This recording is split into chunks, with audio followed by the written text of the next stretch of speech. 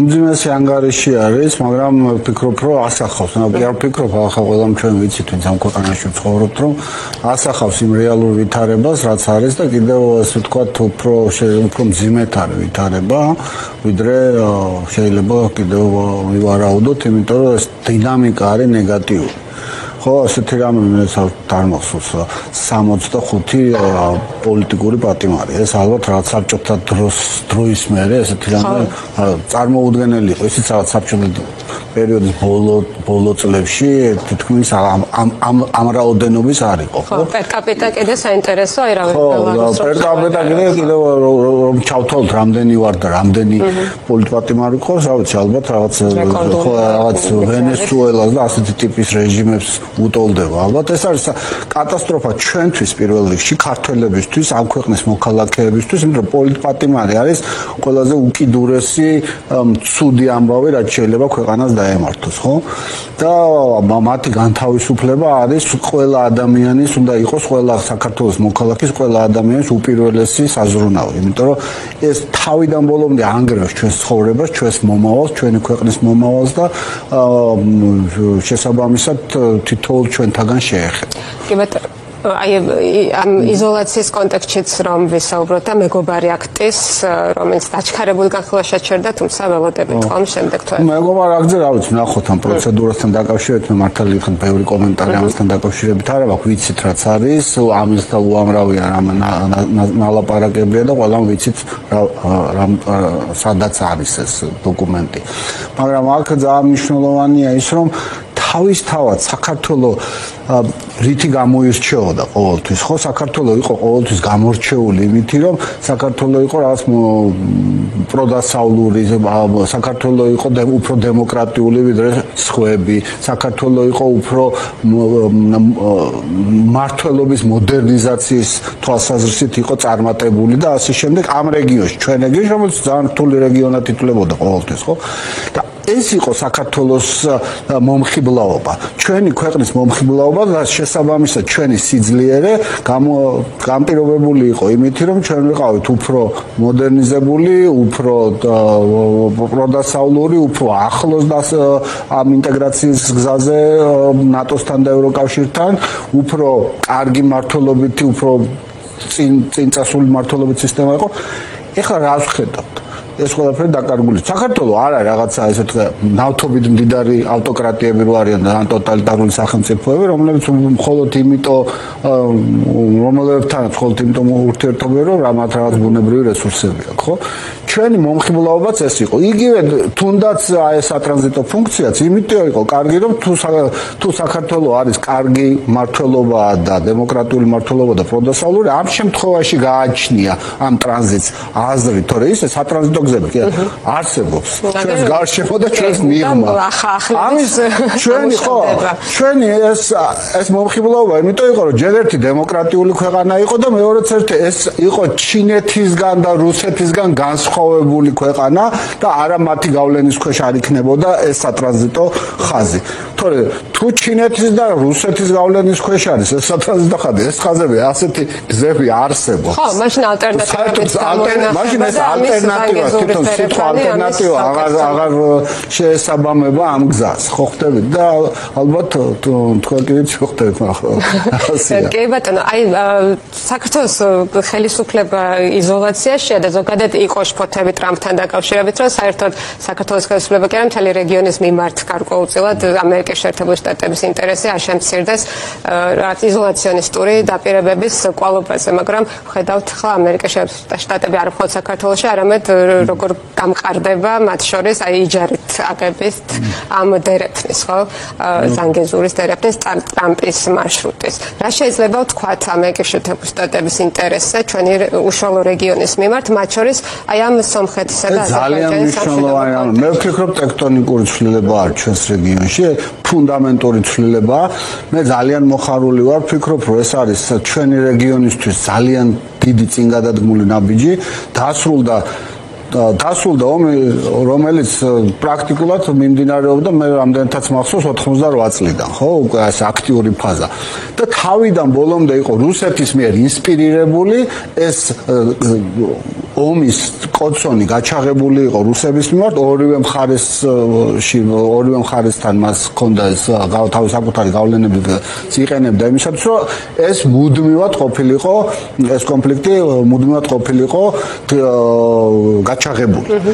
ამან ძალიან ცუდი გავლენა იქონია როგორც საქართველოზე, ისევე განსაკუთრებით, რა თქმა უნდა, იმ ქვეყნებზე აზერბაიჯანსა და სომხეთზე. აზერბაიჯანს ჰქონდა უამრავ მილიონამდე თუ არ ვცდები ტოლვილი, მას ჰქონდა ტერიტორიები ოკუპირებული, სომხეთს კიდე უამრავი უზარმაზარი რესურსები, სომხური რესურსები იყო მობილიზებული იმისათვის, რომ შეენარჩუნებინათ ეს და აქ იყო რაღაცა დომინირებდა ეს თემა სომხეთის საგარეო და უსაფრთხოების დღის წესრიგში და არა მხოლოდ საგარეო და უსაფრთხოების, არამედ მთლიანი სახელმწიფო მოწყობის. მე ვფიქრობ, რომ ძალიან დიდი დამსახურებაა თვითონ პაშინიანისაც და მე ვფიქრობ, რომ ეს არის ძალიან პოზიტიური განვითარება ის, რომ პირველი ეს კონფლიქტი მოგვარდა, მეორე მოგვარდა ჩვენთვის დაამნიშნულოვანი, რომ მოგვარდა ჰელსინკის დასკვნითი აქტის საფუძვლების შესაბამისად, ანუ ტერიტორიული მთლიანობის შენარჩუნებით და ძალიან მნიშვნელოვანია ესეც.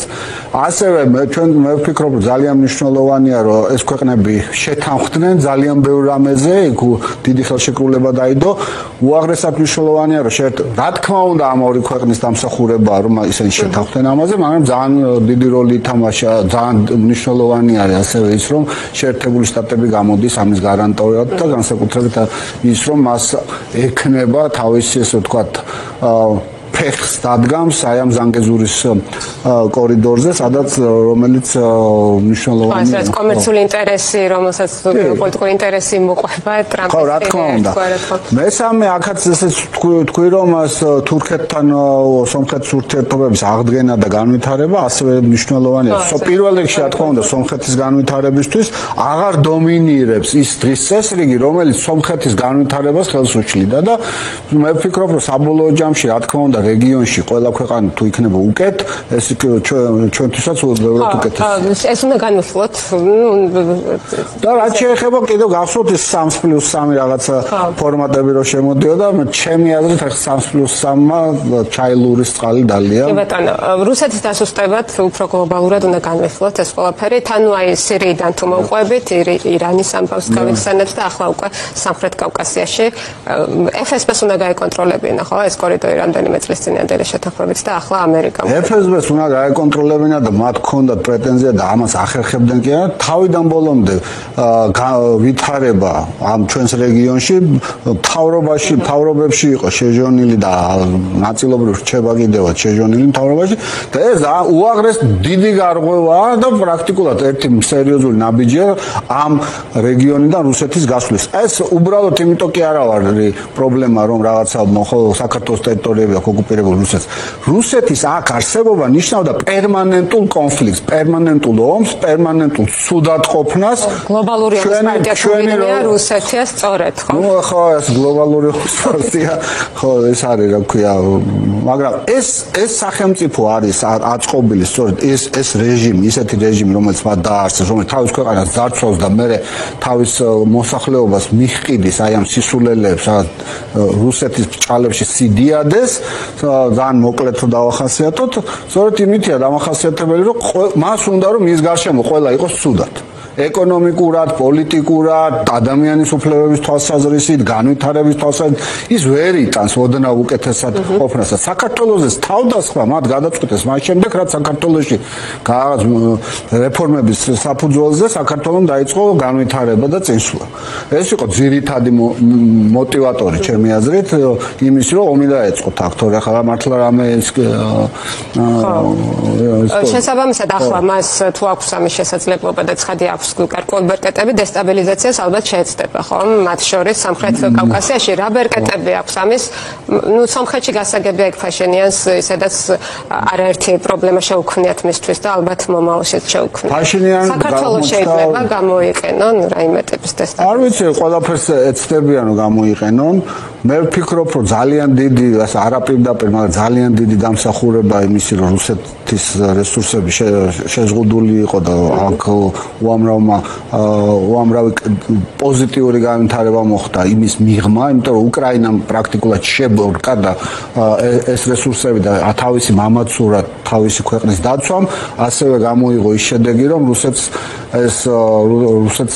სხვაგან ხელფეხი არ ქონდა ისე გახსნილი, როგორც მუდმივად აქვს.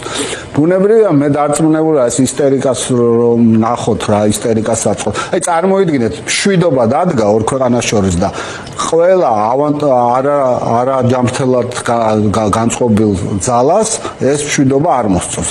ისტერიული გამოხტომები ქონდა რუსეთის ოფიციალურ წრეებს, ისტერიული გამოხტომები ქონდათ ირანელებს და ასე შემდეგ. ხო ნახეთ. მე ვფიქრობ, რომ ვინც აი ამას წინააღმდეგება თავიდან ბოლომდე ეს არის აი ამ რუსული პროპაგანდის მაშინ რა ქვია საფარქვეშ გამოზრდილი რაღაცა კვაზიპოლიტიკური რაღაც მიმდინარეობები. ესენ ხო ბატონო, ირანის ფაქტორი საინტერესოა სხვა შორის ამ დღეებში ჩემს კარგად. ერთი მინდა დავამატო, რომ ძალიან რთული იქნება რა თქმა უნდა სომხეთ ისინი მაინც ეცდებიან სომხეთ ისინი ქლიან რომ ეს რა ქვია მან სომხეთში თუ ნახავთ ამ პროპაგანდას ნახავთ რომ ეს სომხეთის დღევანდელი ხელისუფლების წინააღმდეგ არის ეს რუსული პროპაგანდა ძალიან სერიოზულად მიმართული და მომავალი წლის არჩევნებზე ალბათ ეცდებიან. თქვენ ნახეთ რომ იქ იყო რაღაც ერთი რუსი ოლიგარხის მცდელობა რომ რაღაც არეულობა და დესტაბილიზაცია მოეწყო და რომელიც ჩანასახშივე ჩაახშო ძალიან კარგად დღევანდელ სომხეთის ხელისუფლებამ და იყო კიდე სხვა მცდელობები და მე ვფიქრობ რომ ეს მცდელობები ისევ იქნება. ძალიან მნიშვნელოვანია დღეს რომ მსოფლიომ კარგად გაიგოს აქ რა პროცესები მიდის და სწორედ მაქსიმალური მხარდაჭერა ქონდეს სწორედ აი ამ მშვიდობის შენარჩუნებას. კი ბატონო, და ჩვენ საუბრის ბოლო 5 წუთი აი უკრაინა ახსენეთ წეგან და დაუთმოთ იმ სამიტს ალასკაზე რომ უნდა გაიმართოს და ახლა რომ მთელი მსოფლიოს ყურადღება იქით არის ტრამპსა და პუტინს შორის თვითონ თეთრი სახლი რაღაც ძალიან მოლოდინებს მაღლა არ წევს ამბობენ რომ შეიძლება აქედან არც არაფერი გამოვიდეს და უბრალოდ ტრამპი მოусმენს პუტინს. რა მოლოდინები უნდა გქონდეს და შეიცავს თუ არა მართლაც იმ საფრთხეებს, რაზეც შფოთავენ იგივე ევროპელები, უკრაინელებიც? კი, არსებობს ეს საფრთხეები. მე არანაირი მოლოდინი არ მაქვს პირადად და ეს კიდევ ერთხელ თვითონ თეთრმა სახლმაც დღეს დაადასტურა, იმიტომ რომ როგორც ჩანს მათაც არაფერი მოლოდინი არ აქვს. აშკარა და მკაფიოა რომ ამ ომის დასრულების ისე როგორც მის დაწყების ერთადერთი ანუ ამ ომის ეს ომი არის ერთადერთი ძალის ბრალი. ეს გახლავთ ამჟამინდელი რუსული კრემლის რეჟიმი. მის ხელში იყო მისი დაწყება და ის არ ამთავრებს ამ ომს, იმიტომ რომ მას შეუძლია ხვალვე დაასრულოს ეს ომი. აი, კაი გამონათქვამი იყო და მე ხშირად ვიმეორებ ხოლმე, ძალიან მკაფიოდ აღნიშნავს, რომ ხვალ რუსეთმა რომ დაასრულოს ეს ომი, დადგება მშვიდობა. უკრაინა ვერ დაასრულოს ამ დროს. უკრაინა დაასრულოს, დასრულდება უკრაინა, ხო? მათმა ქვეყანა დაკარგონ, ხო? უკრაინა და ამას შემდეგ უფრო მძიმე შედეგები მოყვება, როგორც ჩვენ დროს იყო, ჩვენც ვამბობდით, ჩვენს 2008 წელს რუსეთი ჩვენ დაგვესხა თავს რუსეთი, ჩვენც ვამბობდით, რომ შემდეგი იქნება სხვა ქვეყნები და რუსეთი არ გაჩერდება აქ და მაშინაც იყო ხოლმე ეს დავა. ახლა უკვე ყველასთვის გასაგებია. ამიტომ რაც შეეხება ამ 15-ის შეხვედრას, მე ვფიქრობ, თვითონ თეთრ სახლსაც არ აქვს მაღალი მოლოდინი და რა ვიცი, მეც პირადად არ ვფიქრობ, იმიტომ რომ პუტინი არ არის მზად მშვიდობის დასამყარებლად და მე ვფიქრობ საქმეს წნეხს არ გრძნობს. ხო, ზუსტად, აი ნამდვილად მართალი ბრძანდებით. მე ვფიქრობ, რომ არ არის ჯერ საკმარისი წნეხი იმისათვის მასზე, რომ მას სურდეს ომის დასრულება, ის აგრძელებს ამ ომს და გააგრძელებს კიდევ იქამდე, სანამ არ იქნება საკმარისი წნეხი მასზე ომის დასასრულებლად. რა თქმა უნდა, ეს ვითარება ასე ადვილი არ არის პუტინისთვის. თუ თქვენ ნახავთ ეკონომიკურ ციფრებს, იქ მძიმე ციფრები არის, ახლა არ მინდა უბრალოდ ეს შორს წაგვიყვანს ამაზე საუბარი, მაგრამ ბოლო თქვის თუ არ ვცდები ბოლო ციფრები იყო, თვითონ 1 ტრილიონი არის, ტრილიონი რუბლი არის დეფიციტი ყოველთვიურად. რუსეთის ბიუჯეტის, მაგრამ ეს თulis რომ მაინც უნდა განაგრძოს ეს, იმიტომ რომ ეს სქემა, რომელიც მათ როგორც თავიანთი რეჟიმის შესანარჩუნებლად შეთხზეს, რომელიც დაფუძნებულია რაღაც გარკვეულ რუსულ მასზე რა ქვია რუსულ პოლიტიკურ იდეოლოგიაზე რომ ძარცვონ საკუთარი ქვეყანა გახდნენ სუპერმილიარდერები და თავიანთ საკუთარ ხალხს აჭამონ ბოდიში და ეს აბსურდი რომ რუსეთი არის რაღაც დიადი ქვეყანა. თითქოს ქვეყნის სიდიადე იმითი განისაზღვრება რამდენი ბავშვი მოკლავს სხვა ქვეყანაში და რამდენი თავის ადამიანს შეიწირავს ეს ომი. რა თქმა უნდა, ამიტომ მოკლედ რომ შევაჯამოთ, მე არ მაქვს პირადად დიდი მოლოდინი პარასკევის შეხვედრის, დღეს თეთრმოსახლმას დაახლოებით ესეთი რამე თქვა, რომ უფრო მოსმენას ეცდება, როგორ თქვა, ხო, მოსმენის